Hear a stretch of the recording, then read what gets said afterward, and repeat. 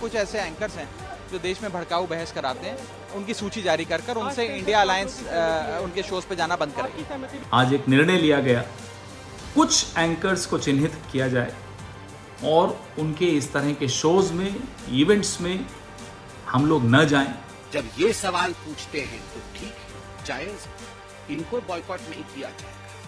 मगर जब पत्रकार डिबेट में सवाल पूछ लेता है इनसे कि आपके राज्य में भ्रष्टाचार क्यों हो रहा है, अगर इस प्रकार के सवाल कांग्रेस या इंडियन अलायंस के दूसरे लोगों से पूछ लिया जाता है तो आप बन जाते हैं बॉयकॉट करने वाले पत्रकार। जिन लोगों के दिल काले होते हैं ना, वही ब्लैकलिस्ट का कार्य करते हैं। देखिए, जिन लोगों के दिल काले होते हैं ना, वही ब्लैकलिस्ट का कार्य करते हैं। ये जो I.N.D.I.A अलायंस है, इसको आप उत्तर से दक्षिण तक इसकी भूमिका देखो। उत्तर भारत में एक ऐसा दल इस इंडिया I.N.I.A अलायंस का भाग है जो सोचता है कि कश्मीर को भारत का अभिन्न अंग बनाना गलत कदम है। दक्षिण भारत में एक ऐसा दल इस I.N.D.I.A अलायंस का गठबंधन में है, जिसने सनातन धर्म को नष्ट करने का घोषणा कर दी। राष्ट्रपिता बापू जिस सनातन धर्म का निर्वाह करके अपने जीवन के अंतिम सांस तक रहे, उस सनातन धर्म को नष्ट करने की बात की जा रही है। और बाकी गठबंधन के दल के मुंह पे जैसे टेप किसी ने लगा दिया है, चुप।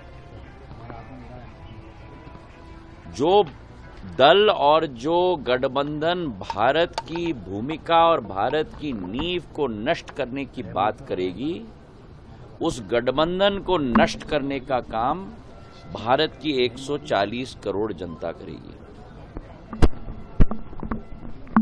आप हमारे पूर्वी इलाके में जाओ,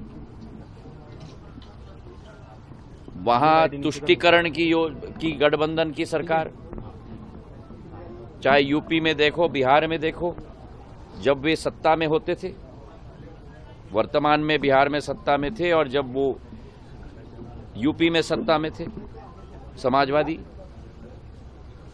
और मध्य प्रदेश की बात करें तो कुछ कहने की जरूरत नहीं है,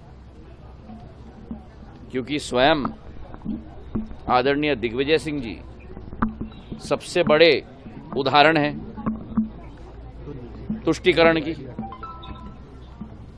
तो ये जो गठबंधन किसी को ब्लैकलिस्ट करे, जिस गठबंधन को देश की जनता ही ब्लैकलिस्ट करने वाली है। राम किस कमरे में पैदा हुए बताओ, इस कमरे में पैदा हुए या उस कमरे में पैदा हुए। जब किसी दूसरे पॉलिटिकल पार्टी जो आज घमंडिया अलायंस में है, उसके नेता पूछते हैं भगवान राम ने किस इंजीनियरिंग कॉलेज से इंजीनियरिंग की, बताइए। जब ये सवाल पूछते हैं तो ठीक है, जायज है, इनको बॉयकॉट नहीं किया जाएगा। मगर जब पत्रकार डिबेट में सवाल पूछ लेता है इनसे कि आपके राज्य में भ्रष्टाचार क्यों हो रहा है, आपने जो आंकड़े प्रस्तुत किए थे वो आंकड़े गलत थे, सही आंकड़े ये है।